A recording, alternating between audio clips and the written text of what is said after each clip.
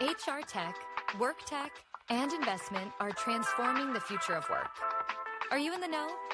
Welcome to the Work Tech Podcast. Join host George LaRocque for expert insights on the trends, M&A activity, and strategies shaping the workplace. Brought to you by oneworktech.com and the Work Defined Podcast Network.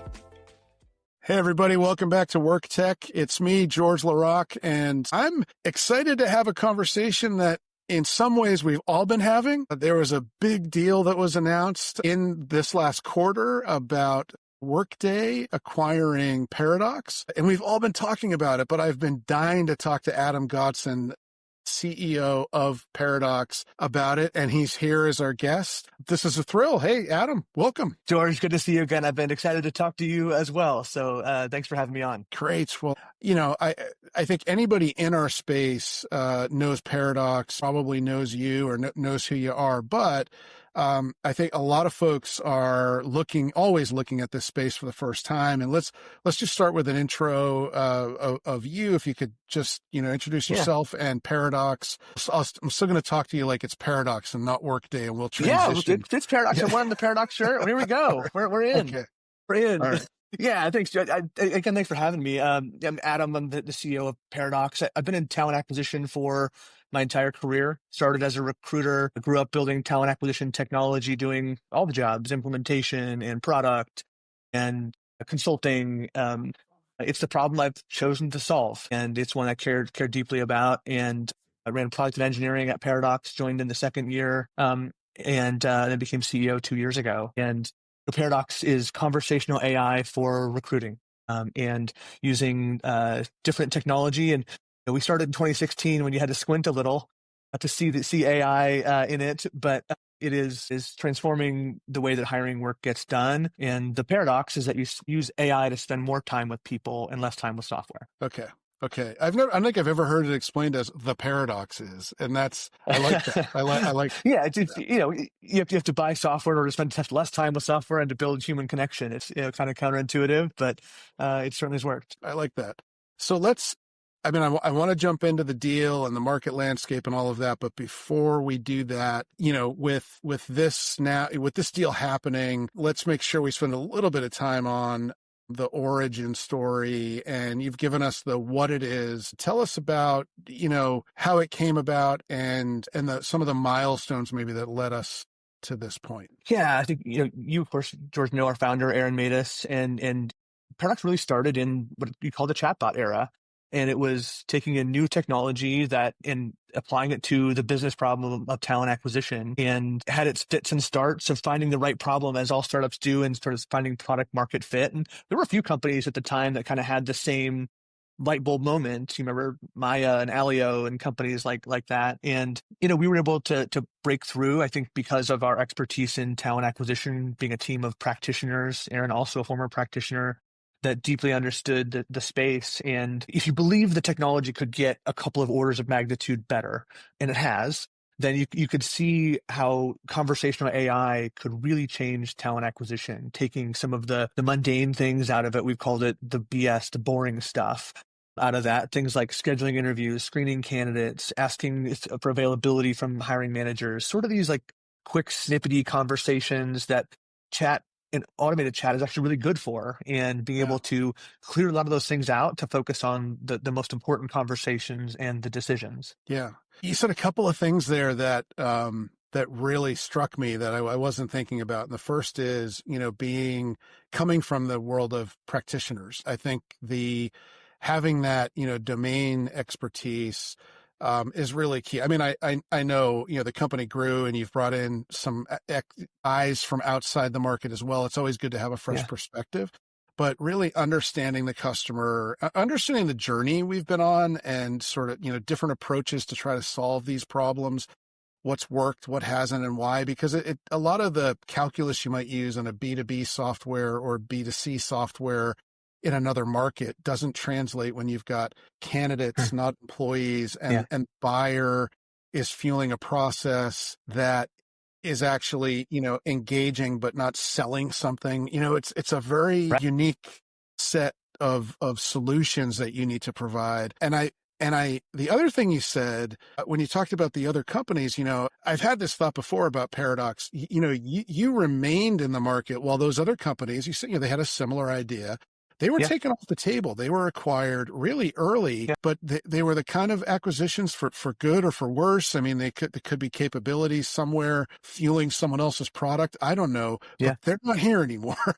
You really had an opportunity to not only bring that technology, magnitudes forward along with the tech itself, but really do it in an environment where, you were sort of the game in town. And a lot of this is use cases, experimentation, and improvement.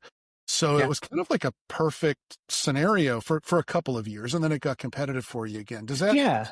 I mean, I think that's absolutely right. It was finding the right places to do that. And I think we've had to make some big decisions this year. And it comes back to what is the point of a company? Why do you do this? And of course, there's investors and there's return and there's different things, but why do you do it? And for us, it was really important to make a difference, make a dent in the universe, and actually solve the things with candidates and reduce friction and help people get jobs. We think that's really meaningful work. And so when it came, that's the reason we wanted to go long. And actually the reason we also thought that Workday was the right partner is it gives us the scale to make a difference. We'll schedule 32 million interviews this year. It's about 1 in every 10 interviews that get scheduled in this country. And we do it in a way that takes it takes less than 2 minutes to schedule an interview versus almost an entire day without it. And so being able to make that difference, shorten that time to fill, take time to hire from sometimes 2 or 3 weeks to 2 or 3 days or 2 or 3 hours, we find great meaning in that work. And for us, that was the reason we wanted to go long in the first chapter. And that's a lot of the reason we want to join Workday too. Yeah. It sort of comes full circle with having that mission and that purpose and being from the space, knowing there was still, work to do, and I know it was you and it was Aaron and it was the whole team, there's a team here. Huge. But it's, knowing, having the insight that this can still get better, and let's not exit too soon. Let's keep, we've got room in this market, and obviously it worked out all for the best. So what? Let's talk a little bit about your space and how that aligns with Workday's customer base. So your ideal customer profile, what that has looked like, and how that, starting to get into the alignment with Workday a little bit around the customers. Yeah, it was interesting. So, this summer, Carl Eschenbach, the CEO of Workday, called, and it wasn't the first time we'd ever talked, but he made a direct ask that was, would you consider this? And so we got to think deeply about what that could look like. And a few things were really important to us in that. And one of those was, I mentioned making a difference. And we thought that to make a difference, we had to be able to serve the whole market. That was really key for us to be that Carl and Workday are deeply aligned there. Where there was a time where Workday really was a platform that focused on HCM, and you had to have HCM to do anything else. And it was always the sun in the solar system. And then they built their own planets. And now with the acquisition of Paradox, HiredScore, Sana, and others, Workday is going to grow also being a planet in some ecosystems. And so it's important that we're going to continue to serve clients that are on SAP and on Oracle and on other solutions. And we're going to continue to serve the whole market. We're going to continue to have our conversational ATS that is a standalone solution that serves lots of franchise organizations and restaurants and retailers. And so being able to do that was really important. The other part of that then is the scale of Workday and the incredible global reach and the way that we think they can make us better, from a better company, from a talent perspective, from a security perspective, from an infrastructure perspective, and being sure that we can scale globally and continue to make a big dent in the universe. And so we looked at it every way you can look at it. I can tell you that. Lots of late nights and lots of thinking about it, and ultimately thought it wasn't just a deal that we should do, but that we had to do, and that it was going to be the one that could change the way that talent acquisition operates, full stop. And that the way that companies hire can really change based on what the vision is to build at Workday. Is there when I think about your use cases, I mean, I think about, like a Chipotle, being out there, to the fact that CEO on I don't know the CEO of Yeah, Mad Chipotle's Money. name, but on Yeah, an Scott. earnings Yes, call, talked yeah, about their recruiting technology, that's right. unprompted, unscripted. I mean, you couldn't ask a CEO of Chipotle to do that You for you. can't They buy have, that. No. yeah, you can't. Yeah, That says something about the kind of environment that you're operating in. And I know that McDonald's is another customer that, yeah, these are big brands, big companies. Is that the kind of alignment in those, large frontline sort of high volume environments, yeah, or was there yeah. other ways to look at this? Are there other ways to look at this? So yeah, yes to both. Really, is that the center of the target is frontline workers, and that's certainly one of the key hypotheses from Workday from an investment perspective. Is we found great product market fit with the frontline worker, and it's not a secret that that's been overlooked for many years from a technology perspective. People in corporate offices invented things and just didn't really think about some of the hard problems to solve that when people don't have an email address and they don't have certain types of devices, and so that's certainly a huge part of it, and be able to see the changes we've made in organizations about how they hire, the speed with which they hire, the staffing levels that they can produce. I think one of my favorite messages of all time was from a hiring manager that said, "I like my job again because I'm fully staffed." That's And great. it just sticks with me because if you've ever worked in a restaurant, you know that it's a hard job, and it's really hard when you're understaffed and people call in sick, those types of things. And to be able to create that net good in the world about someone that likes their job again because of software that we made is pretty awesome. There's a huge alignment between Workday's strategy as well to do more for the frontline worker beyond recruiting as well. And so we both know that there's a huge interaction cycle between all the things that you do from onboarding and employee communication, scheduling, rewards recognition, like those things all matter in the life cycle. And so it's not just, can you help me with the front door, but can you help me retain my employees as well? And so we've done some substantial work in the last few years, mostly in the restaurant retail space around that as well. That's going to be really complementary with Workday's vision around the frontline worker too. Yeah, I can remember meeting with you and the team and getting briefed on some of the vision.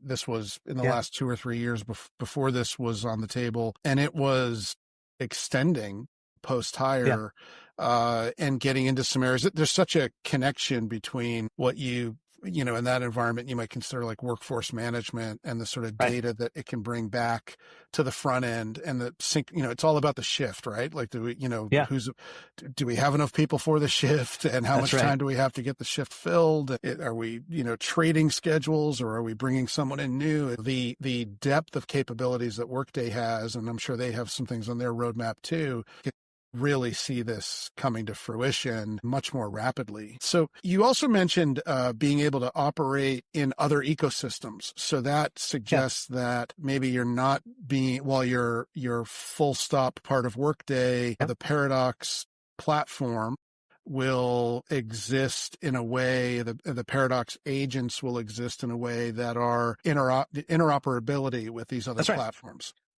Okay. Yeah, yeah, and we've had that strategy from the beginning about integrating with others and being a part of the ecosystem.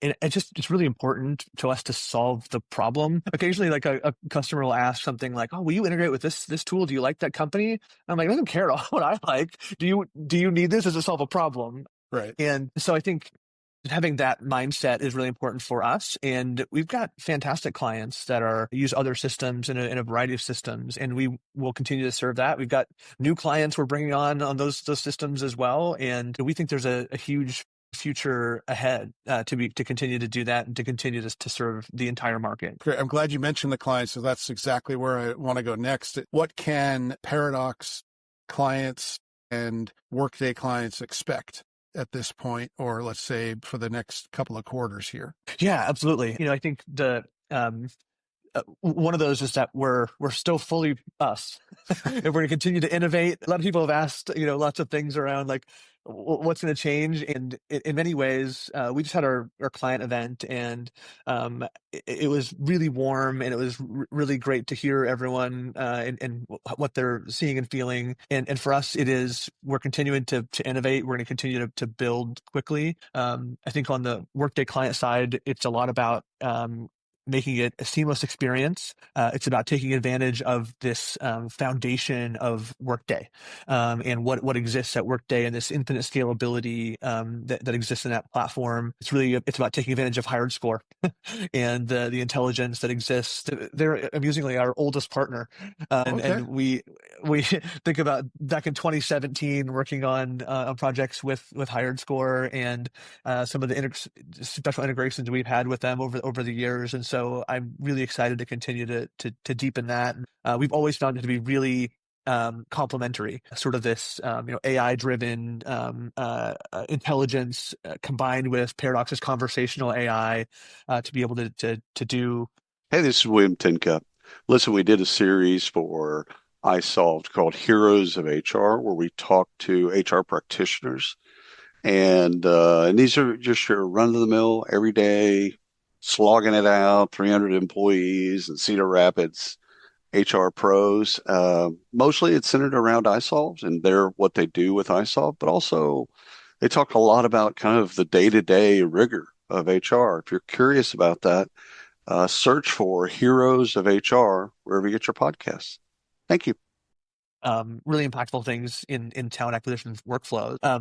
And so the interoperability there. And then as we think about the entire ecosystem, continuing to build new product and find new uses of talent acquisition. And so getting deeper into the funnel, getting more into some of the pain points, pushing harder with our clients on the areas that they find challenging. And I think that's one of the things that I would say people ask occasionally, like, what's been special about Paradox? I think that client collaboration and our listening and cooperation. Yes, we're practitioners and we come from the industry, but we don't know it all. And so being able to collaborate with people to co-innovate, and then to test those things in the only lab that matters, which is the real world, and see how they work and continue to improve upon them. So you can expect a lot more of that, and continuing to push the envelope and push new technology to the market. Yeah. So for a Paradox customer who, let's say, isn't part of the Workday ecosystem, it's, the roadmap is still there, the innovation, Absolutely. The direction, the sort of standalone type of features that you're providing integrated with other ecosystems, still the same. I think one of the big messages I caught from what Workday has put out and what I've seen is that formally I'm reading it, the Paradox Candidate Experience Agent is now available for both new and existing customers of Workday. And that sort of speaks to, obviously, being part of Workday, your ability to integrate into that platform, almost being an extension of that platform makes the opportunity for existing and new customers very easy to integrate, implement, etc. Am I interpreting that? Yeah, absolutely. And I think there are parts of the Workday recruiting platform that I think maybe didn't serve the entire market well. So was not particularly good at frontline worker. We had over 200 clients together before the acquisition. And so got to, wear that really well and have those integrations be deep, but there was clearly an unmet need there. And so as we think about, especially that distributed frontline worker, people that work in stores, restaurants, places where there's lots of locations, is something that our architecture serves incredibly well. And so we expect Workday to win more deals in recruiting because we can serve a broader population. And we expect some clients that are on the platform today to look at the efficiency of Paradox for a variety of things, whether that's frontline worker, scheduling the most complex interviews, candidate experience, and continuing to improve in lots of ways. Yeah. And you mentioned HiredScore, and that's really interesting to me. For those that might not be as, we've talked about Paradox, we know Workday. Yeah. HiredScore is really been focused on matching, and that's where the score comes from. Am I oversimplifying it, or? Simple is good. So yes. Okay. And so then I'm thinking, when I would think of HiredScore classically, I would think of more knowledge work, to use just the term that the market uses. And I'm thinking about, your ICP and frontline and high volume, but now, having conversations and having a better candidate experience and getting closure on my hiring process and being better matched to jobs and, in both directions. So that's a good thing, whether I'm a, engineer or working on the front line somewhere. So I don't want to, read too much into the roadmap here, and you can punt this if you have to. You're doing a pretty good job reading the roadmap, George. So thinking about, I had just recently I was writing about how company investors, strategic platforms like Workday are investing in foundational AI. So AI that they can use across a category.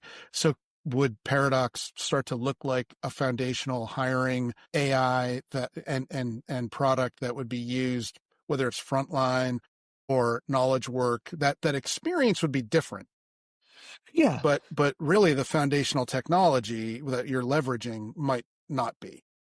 Yeah, and I think you're going to see technology from several of the places start to intermingle in ways that's useful. So a couple of examples would be when you come to a career site to search for a job, almost every company has knowledge workers and some sort of frontline worker population. Big companies have them, small companies, and being able to have the experience that is, if you're a frontline worker, we'll ask you some questions. Are you 18? Can you work these hours? Can you lift this box? Those kinds of things. And if you're a knowledge worker, upload a resume, and maybe it's HiredScore that powers that, and we can recommend the right jobs for either one of those populations. But you don't know, that doesn't say now you're going to HiredScore. It's just integrating that well.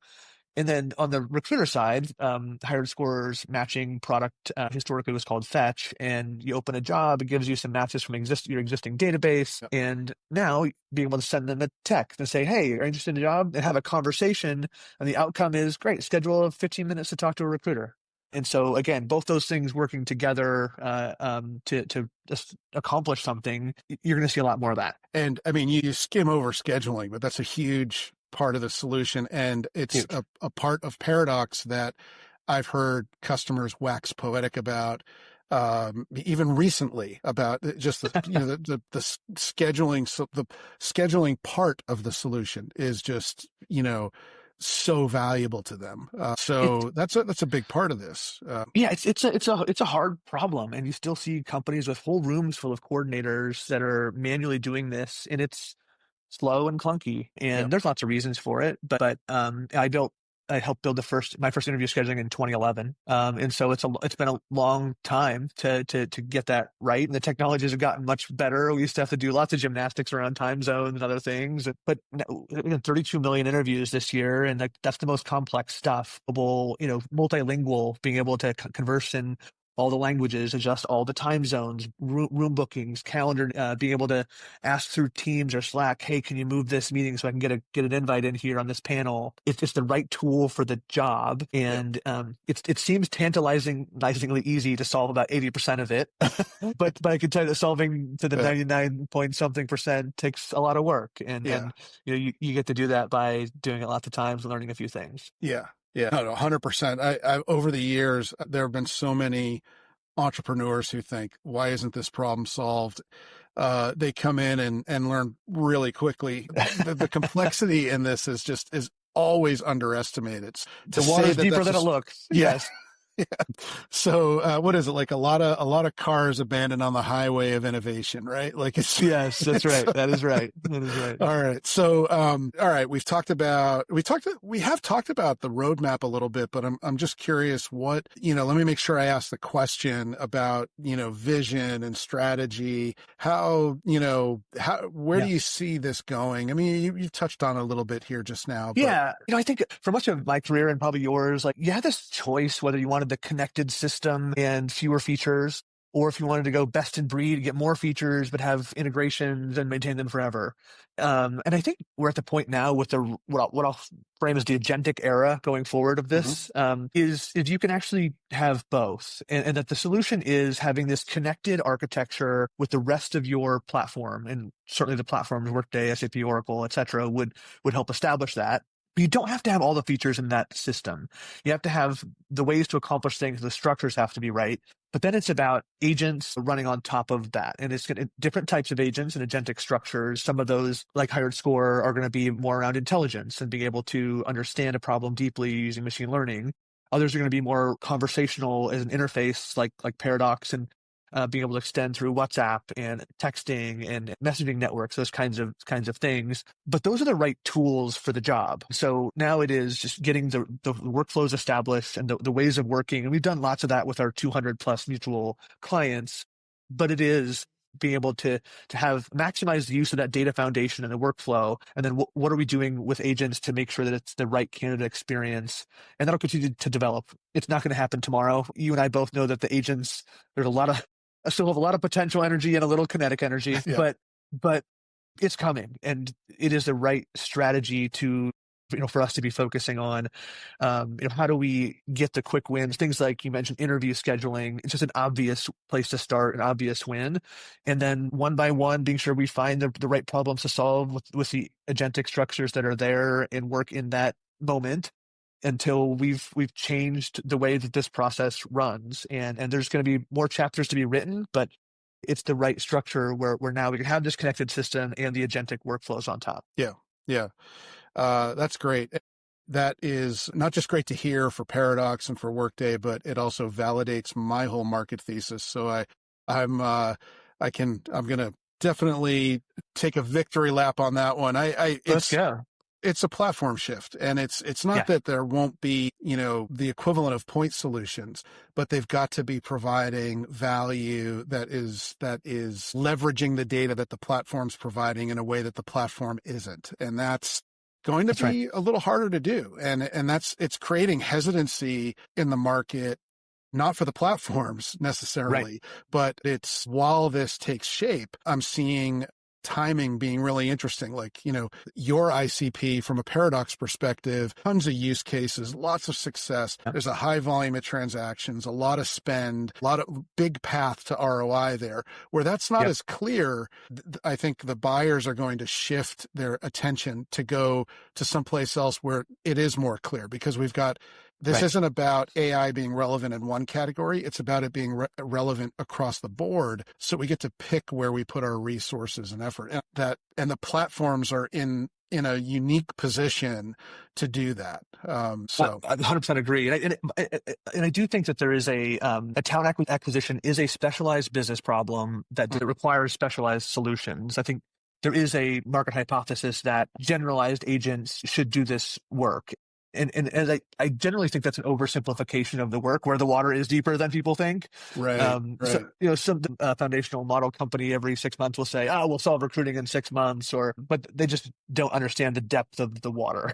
Right. And so I do think it is a specialized tool set with this specialized training and knowledge that will be here to solve the challenge one piece at a time. That's great. I love that, the depth of the water. That's a great analogy. So I could keep going on this, but we're at time, and I want to make sure that I congratulate you again on this. Oh, thanks. And the whole team. It was there are certain announcements that come out where the whole market stops and pays attention, and the whole market's still doing that. So I'll be looking forward to watching where Paradox goes and where you take Workday recruiting. And they're very lucky to have you, Adam, in that seat at Paradox at Workday to help solve the bigger recruiting problem. And I think the whole market's going to be better off for it. So congrats to you. Yeah, thanks, George. Yeah, I appreciate that a ton. We're really excited. Like, the culture is a great fit, and we're just excited to continue to do the work and to do what we love. And so I appreciate your support over the years and our friendship. And we're just excited to keep going, and appreciate you having me on. Yeah, well, the best of luck to you, and thanks for being here. And thanks to everyone wherever you're listening, on the Work Defined Podcast Network, or watching YouTube, or at WorkTech. And thanks for telling your story here, Adam. Yeah, thanks, George. Thanks for having me.